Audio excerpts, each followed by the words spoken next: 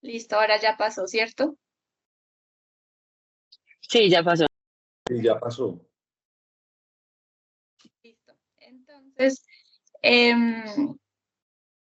con respecto al bloqueo de ramos medios cervicales y técnica de radiofrecuencia, pues vamos a revisar este tema, no me va a demorar mucho, solo les voy a dar como una revisión acerca de la anatomía de cómo se hace el bloqueo de ramos medios a nivel cervical, la técnica de radiofrecuencia y una revisión rápida de la guía del 2021 que salió con respecto a los bloqueos facetarios a nivel cervical de la Sociedad de Dolor, creo, la americana. Bueno, ya ahorita revisamos esa parte. Entonces, ¿qué es importante revisar con respecto a la anatomía? La anatomía de la columna cervical pues tiene unas vértebras que son atípicas y unas vértebras que son típicas. Las vértebras atípicas son C1, C2 y hay algunas características de C7 que hacen que sea también una vértebra atípica. En términos generales, el dolor cervical, pues el dolor de cabeza de origen cervicogénico se va a encontrar mucho más a nivel de C2, C3. La prevalencia más o menos de dolor cervicogénico oscila entre el 26 al 70%. Y el dolor como cervical como tal, sobre todo dolor crónico, se da más a nivel del territorio de C5 a C6. Más o menos entre el 54 al 60% de los dolores de cuello después de una lesión, específicamente de una lesión por latigazo cervical, se concentran en esta zona. Y es de especial importancia mencionar el nivel de C3. ¿Por qué? Porque C3 está inervado por una rama medial superficial, que es el tercer nervio occipital, que nos vamos a referir a él como TON. Este nervio está muy cerca de la articulación facetaria de C2 y C3 y le provee inervación articular y al área suboccipital del cuello. Es importante tener en cuenta eso porque específicamente se debe bloquear este nervio cuando se quiere hacer una prueba sobre este nivel cervical. Otros aspectos importantes a tratar es la rama media de C5. La mayoría de las ramas, no ha pasado la diapositiva, un momento. Y voy a mostrar.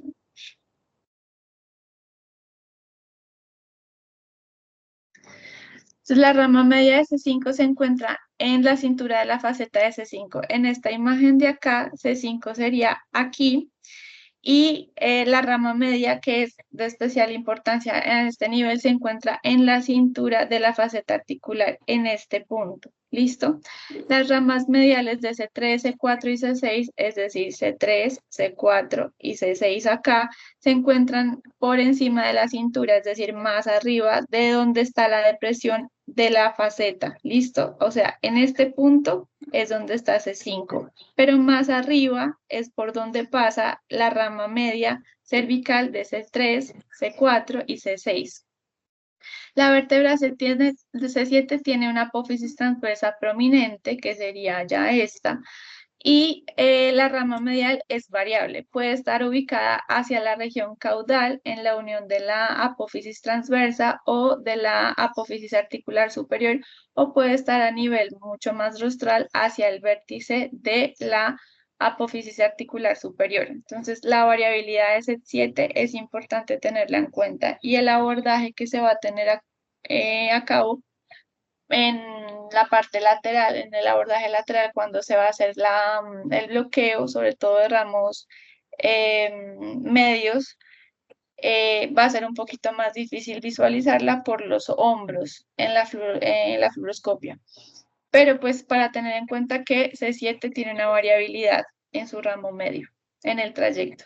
Aquí para ilustrar lo que les acabo de comentar está esta imagen que nos muestran todas las apófisis, las vértebras cervicales en una aproximación sagital y una transversal.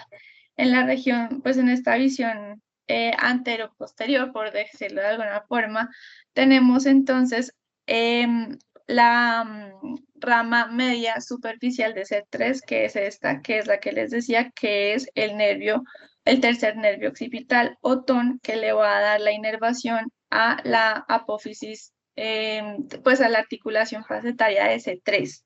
Si ven qué pasa por acá, aquí la estoy delimitando. La rama profunda, perdón, de C3 le va a dar la inervación a C3 y a C4. ¿Listo?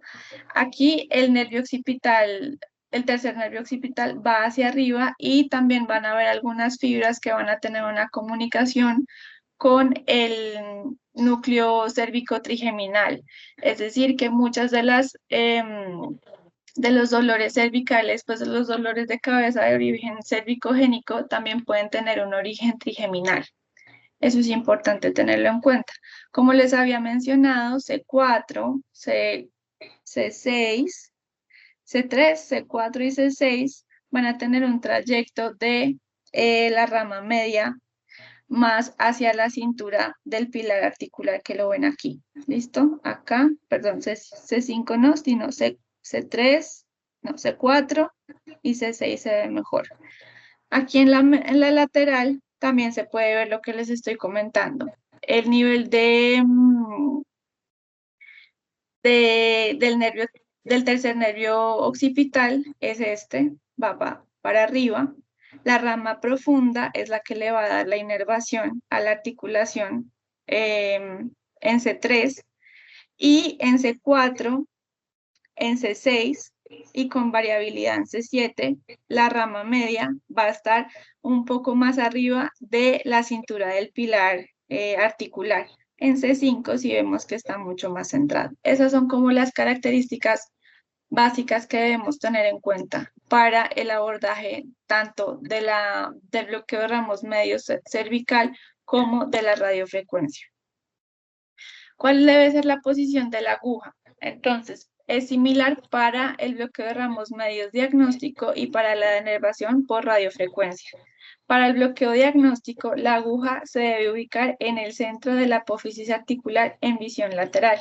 Y para la denervación por radiofrecuencia, la aguja se ubica en el tercio anterior de la apófisis articular en visión lateral. ¿Por qué esta variación? Porque la idea de la denervación por radiofrecuencia es tratar de ubicar la cánula de la aguja en el trayecto más amplio que recorra junto con el nervio para poder hacer una adecuada denervación. Más adelante con otras fotos, pues otras imágenes les voy a mostrar. Hay un abordaje lateral y hay un abordaje posterior. Para el abordaje posterior en radiofrecuencia hay una serie de, pues, como ventajas y desventajas de hacerlo con el abordaje posterior para la radiofrecuencia.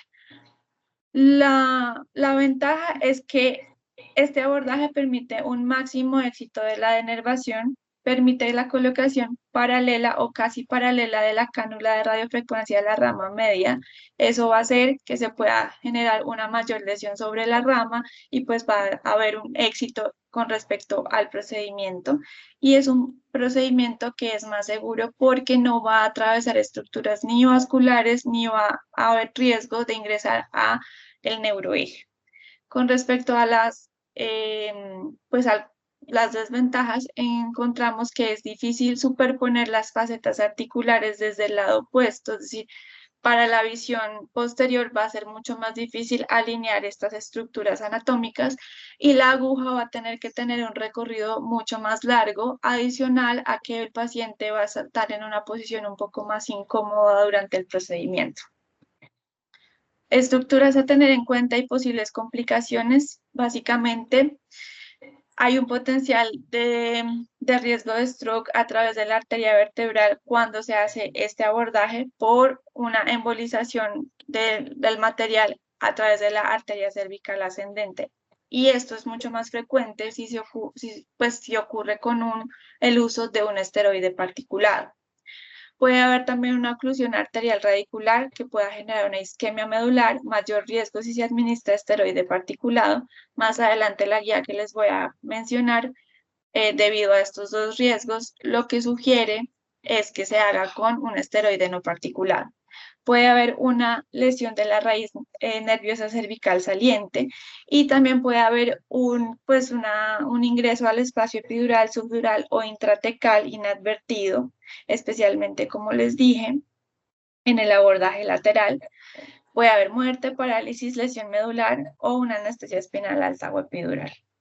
Otras complicaciones que se pueden presentar: infección, sangrado, dolor postprocedimiento que puede ser esperable, una reacción vasovagal y una reacción alérgica a los medicamentos que podamos estar dando. También puede haber una neuritis asociada por el procedimiento.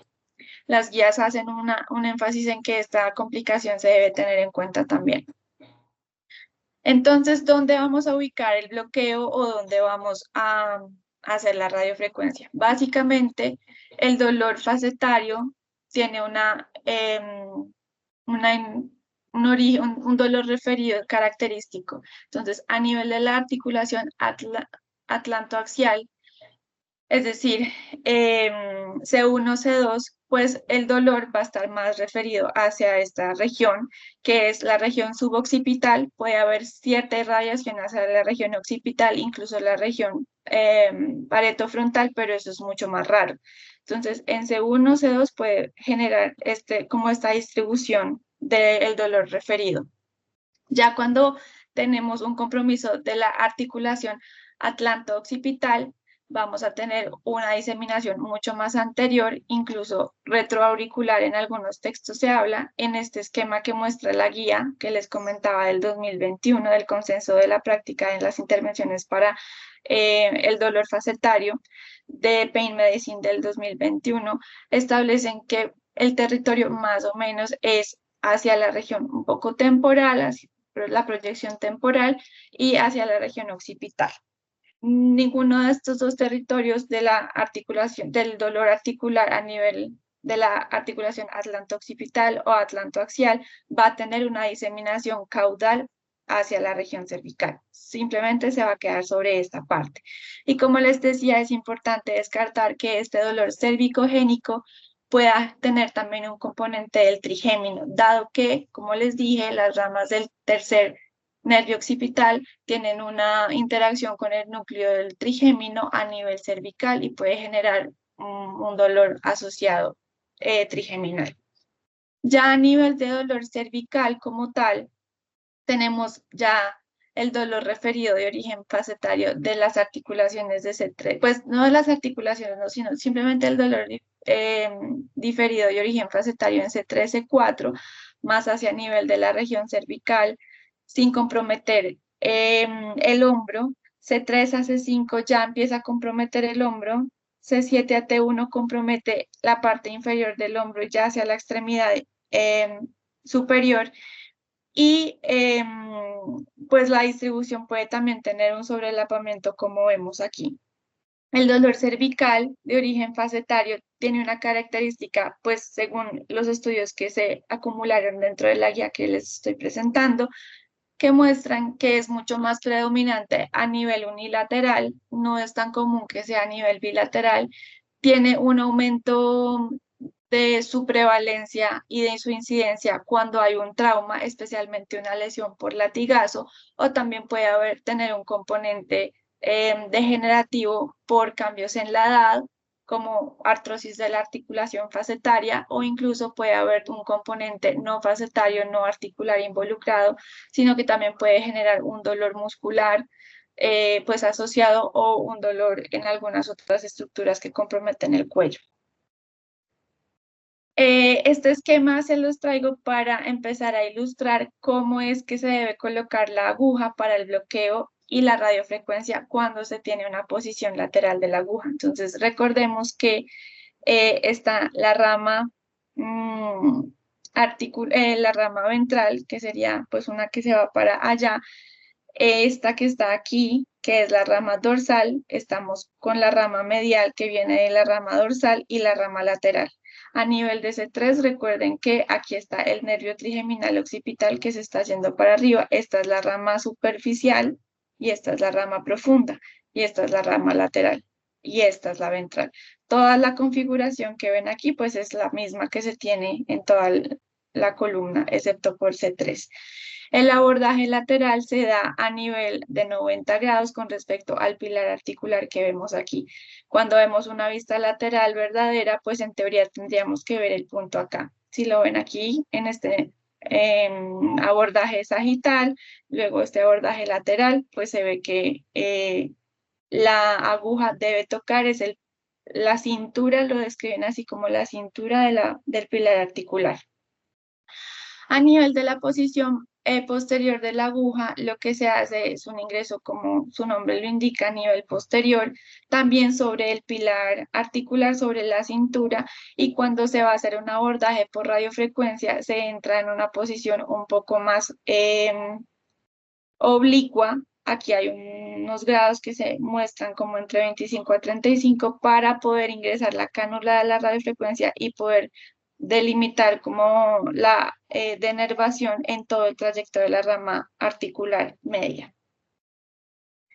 Este es otro esquema, pues ya representando lo que les acabo de comentar, una visión lateral, una visión posterior oblicua y una sagital, ¿verdad? Pues como tal, los pilares articulares, encontramos aquí la relación de los pilares, aquí está la rama media, la rama lateral, la rama dorsal y la rama ventral. Las ramas comunicantes, pues que esas no nos interesan. Lo importante de esta gráfica es simplemente mostrar la relación que existen con la rama media y su relación con la articulación, con el pilar articular. Este es otro ejemplo de la aproximación. Lo que les quiero mostrar acá importante es las relaciones anatómicas de la aguja de la cánula de radiofrecuencia, cómo se debe tener en cuenta con respecto a la rama articular y que la rama media cervical. Si se dan cuenta, pues la cánula de la radiofrecuencia tiene como una orientación casi paralela, así se describe en las guías y en los libros, que es la forma más efectiva para hacer una adecuada ablación. La traigo acá para que la vean, la misma relación, abordaje posterior y la relación que tiene con respecto a los pilares articulares, que es lo más importante. Aquí en esta imagen estamos en nivel de C6. ¿Cuál es la técnica para localizar el objetivo de nuestro bloqueo de rama media? Porque primero vamos a hablar del bloqueo. Pacientes se colocan de cúbito prono. Se hace una imagen en AP anteroposterior con la boca abierta para poder así identificar la apófisis odontoides y la articulación facetaria de C1 y C2. A partir de la articulación facetaria de C1 y C2, lo que se hace es contar los niveles caudalmente a partir de ese nivel hasta ubicar el nivel que queremos, ya sea C2, C3, o C5, C4, C5 o C5, C6, que es lo que usualmente más se realiza el procedimiento. Bueno, una cosa que se me había olvidado comentarles es que a nivel de C2, C3, como les dije, es más un dolor de origen cervicogénico, y a nivel de C4, C5, C5, C6 es un dolor mucho más cervical, y ahí es donde pues los estudios han demostrado que más se concentra como el impacto del dolor en ese nivel. Ahora, radiológicamente puede haber cambios a través de todas las estructuras articulares, más que todo en C4, C5, en C3, C4 y C2, C3, pero a nivel clínico es más o hacia arriba, C2, C3, o hacia abajo, C4, C5, C5, C6. A partir del conteo caudalmente de la articulación o pues del nivel que queremos bloquear, se identifica la porción media de la articulación facetaria en el nivel deseado y se hace una aproximación anteroposterior o una oblicua ipsilateral. Se identifica la porción más estrecha del cuerpo vertebral, lo que les decía, la cintura de la articulación facetaria, y para el bloqueo diagnóstico se ubica la aguja a la mitad de la articulación en ese punto de entrada. Esto lo tomé de pues el libro que estamos utilizando para la revisión de la técnica, que es el que está avalado para el examen de FIP, que es este. Entonces, no tiene las mejores imágenes este libro, más adelante les voy a mostrar otras, pero para que me entiendan, esto es una visión AP. Aquí, si me creen, esto es C1, aquí estaría C2. En esta imagen de acá vemos que están la articulación, pues las apófisis articulares, aquí está las apófisis espinosas, este es nivel de C6 y aquí la aguja está sobre el nivel de C2. Entonces, aquí sería una aproximación anteroposterior de un bloqueo diagnóstico de rama media y cervical. El objetivo está a la mitad del pilar articular. Ahí es donde se debe colocar la aguja. Para el bloqueo diagnóstico, entonces la técnica lo que se hace es, pues se avanza la aguja hasta que entre en contacto con la concavidad que les comentaba, la cintura de la apófisis articular. Se hace un giro de la aguja lateralmente y se desliza más anteriormente sobre el margen lateral. Luego se hace un giro, no sé si la traducción estuvo bien, pero decían que era como hacia atrás, yo creo que es como girándolo, pero hacia abajo. Y lo que se hace en ese punto es ubicar el arco en C en una vista lateral verdadera. Y en la vista lateral verdadera, lo que se intenta es sobreponer las articulaciones facetarias para que sean claras y nítidas y en ese punto sí se pueda avanzar la aguja hasta el centro de la articulación, girándola medialmente para llegar a la posición final. Se hace una inyección de contraste según la recomendación de la bibliografía para ver que no haya una captación vascular, que no estemos dentro de un vaso y se hace una inyección de 0.3 cc de anestésico local. Esta es una vista lateral. Aquí están las apófisis. Aquí muestra la orientación del arco en C. La punta de la aguja está en este punto que es aquí la articulación, pues el punto medio en teoría sería ese y ahí es donde se deja el bloqueo. La ablación por radiofrecuencia lo que se hace es que con una cánula de radiofrecuencia se inserta en dirección cefálica, paralela al plano de las apófisis facetarias y ramas medias. La angulación se corrobora también en una vista lateral, siempre en la vista lateral, identificando el ángulo de las líneas articulares y se avanza la cánula hasta que contacte con la concavidad. Sin embargo, aquí es importante tener en cuenta que se debe hacer un giro de la cánula lateralmente y deslizarla anteriormente sobre el margen lateral de la articulación facetaria. Ya les voy a mostrar unas imágenes más bonitas, es que realmente aquí pues no se ve muy bien. Esta creo que sí se ve un poco mejor. Aquí en el abordaje posterior se ve la punta en donde están las agujas y aquí se ven mejor las estructuras. Aquí se ve pues esa cintura que les estaba comentando. Se ve el proceso articular superior de C3 y el proceso articular inferior de C3. Aquí en la mitad es donde se debe colocar. Eh, bueno, ya. Como les dije, el arco en C se gira hasta la vista lateral verdadera, alineando las apófisis articulares, se avanza la cánula hasta el margen anterior de la articulación facetaria mientras se gira la punta y la curva medialmente hasta llegar al tercio de la articulación facetaria, pues, o sea, del pilar articular. Aquí es donde se debe colocarlo, ya les expliqué por qué, porque es donde mayor captación del nervio se va a tener, o sea, mayor contacto de la cánula con el nervio se va a presentar en este punto, cuando llega en el tercio de la articulación. Se realizan las pruebas sensoriales y motoras y se hace una administración del anestésico local. El libro recomienda que se debe realizar una lesión a 80 grados centígrados por 90 segundos 2 veces. Esta bibliografía es de las articulaciones facetarias lumbares, pero traigo pues esta ilustración es para mostrarles cómo debe ser la posición de la cánula de radiofrecuencia.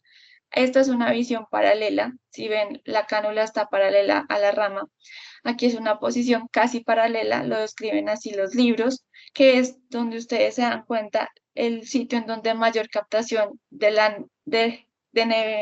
nervación puede haber con respecto a al nervio. Y esta es una posición perpendicular, que es la que definitivamente no se recomienda porque existe el riesgo de que no vaya a quedar pues el bloqueo exitoso.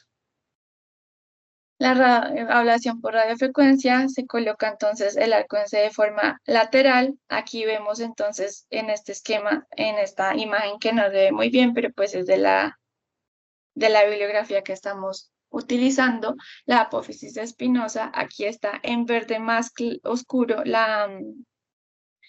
em, la apófisis, pues como, ¿cómo se dice? La articulación apofisial superior, aquí está la inferior en un verdecito más claro y aquí está el cuerpo vertebral. Si se dan cuenta, la punta de la aguja está como en el tercio, en un tercio no tan, pues sí, como en el tercio medio de la articulación.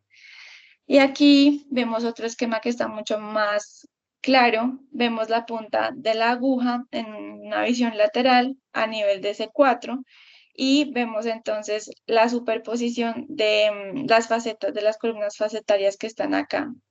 ¿Listo? Recomendaciones: asegurar la vista lateral de las apófisis las apófisis facetarias superpuestas de forma adecuada, ubicar bien las ramas mediales, ya que estas varían en cada nivel, sobre todo a nivel de C7, como les había explicado, y a nivel de C2 y C3, tener en cuenta el tercer nervio occipital, colocar la punta activa de la cánula de radiofrecuencia en el objetivo, paralela, pues casi paralela y sobre la rama medial. Em, el procedimiento en el nivel de C7 sigue los mismos principios, pero la imagen puede ser un poco más difícil por la interacción de los hombros. Hay que mantener el arco en C en vista lateral cuando se va a hacer el abordaje para la radiofrecuencia y en general para evitar que no vaya a haber una lesión o ingreso al neuroeje, entre otras complicaciones. Y lo que se debe tener en cuenta es que la punta de la curva de la aguja de la cánula debe como abrazar la articulación, pues el trayecto del artículo, pues no el trayecto no, sino la articulación por donde se cree que va a pasar el nervio para tener el contacto máximo con la rama media. Y se debe evitar la administración de esteroides particulados a través de la cánula para evitar la diseminación vascular o la embolización. Este es el consenso del que les estaba comentando y son 59 páginas, no voy a mencionarlas todas, simplemente les voy a traer el resumen de las recomendaciones y resalté como en el cuadro rojo las recomendaciones que me parecieron más importantes. Ellos establecen que a examen físico y la historia clínica no hay ningún signo o síntoma patognomónico para evaluar si hay un generador del dolor a nivel de la articulación atlanto-occipital o atlanto-axial, ni tampoco a nivel de cervical más caudal.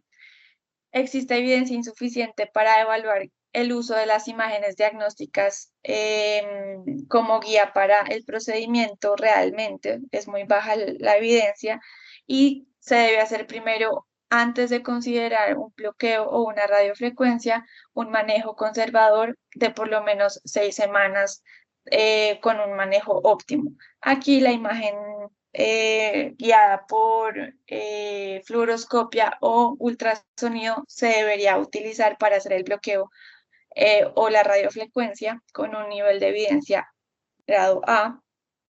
Y la fluoroscopia versus el TAC se debe usar solamente para las inyecciones intraarticulares. A nivel de la aproximación del bloqueo cervical de ramos medios, la aproximación de esta guía es utilizarlo por guía fluoroscópica, un abordaje lateral para el tercer nervio occipital y los bloqueos a nivel de C3 a C7, pero con una vista posterior o una posterior oblicua si se va a hacer un bloqueo a nivel de C8, o sea, T7, T1, que es C7, T1. Los volúmenes que se deben implementar para el bloqueo de la articulación o de la rama media son volúmenes menores de 3 para el bloqueo de rama media y menos de 1 mililitro para el bloqueo intraarticular. Dije 3, perdón, 0.3 mililitros para el bloqueo de ramo medio y para la inyección intraarticular facetaria es menor a 1 mililitro. ¿Por qué menor a 1 mililitro? Porque si se hace con más volumen, se puede correr el riesgo de generar una distensión de la articulación y lesionarla. Con respecto al valor terapéutico del bloqueo cervical de ramos medios y la inyección intraarticular, indican que la inyección intraarticular terapéutica no se debe realizar de rutina. ¿Qué hacer? Bloqueo bilateral de ramos medios y de radiofrecuencia o no hacerlo. Lo que ellos indican es que se puede hacer en una sola sesión un bloqueo bilateral de ramos medios, pero no se debe hacer un bloqueo bilateral con radiofrecuencia. Eso sí se debe evitar porque puede haber mucho más riesgo de generar parálisis de los músculos de la extensión cervical con la radiofrecuencia. Entonces, simplemente se debe hacer unilateral y no se deben hacer más de 2 niveles, o sea, más de 3 nervios no se deberían utilizar de rutina, precisamente por la parálisis que les comentaba. Y ya esta es la última diapositiva. Cuando considerar que un bloqueo de ramos medios es positivo para evaluar que fue efectivo, pues realizar el procedimiento. Si hay más de un 50% de alivio del dolor, es lo que se utiliza. Sin embargo, pues es un grado de evidencia. Hay estudios que hablan de efectividad por menos del 50%, pero la guía establece que deja un punto de corte mayor del 50% para asegurar que realmente pues hay una efectividad alta. ¿Cuántos bloqueos hacer antes de una radiofrecuencia? Ellos indican hacer solo uno para pues como optimizar un poco la pertinencia del manejo y dar la oportunidad al paciente de que pueda acceder a la radiofrecuencia más que todo. La orientación de los electrodos, como les había comentado, es una aproximación en la radiofrecuencia para, pues, cerca al eje paralelo, o sea, casi paralela. Y se debe utilizar una estimulación sensorial y motora a nivel de C2, C3 para la denervación específicamente. El riesgo o sea, ¿qué estrategias se deben implementar para disminuir el riesgo de complicaciones? Aspirar siempre en tiempo real antes de colocar el medicamento o el medio de contraste. Es una de las recomendaciones que emplean. Aquí está. El uso de anticoagulantes se debe evaluar previamente a la aplicación del procedimiento y se debe hacer un balance entre el riesgo y beneficio para evitar precisamente sangrados no advertidos. No utilizar esteroides particulados. Los esteroides no particulados son los que se deben utilizar. El uso de corticoides de corto plazo, de 2 a 3 días, puede reducir el riesgo de dolor post radiofrecuencia. Con respecto a cuándo repetir, entonces la radiofrecuencia, la guía indica que se puede repetir al menos 2 veces al año y que una radiofrecuencia efectiva es cuando el paciente tiene un alivio del dolor por más de 3 meses con respecto al basal de dolor que tenía antes. Ya, eso sería todo.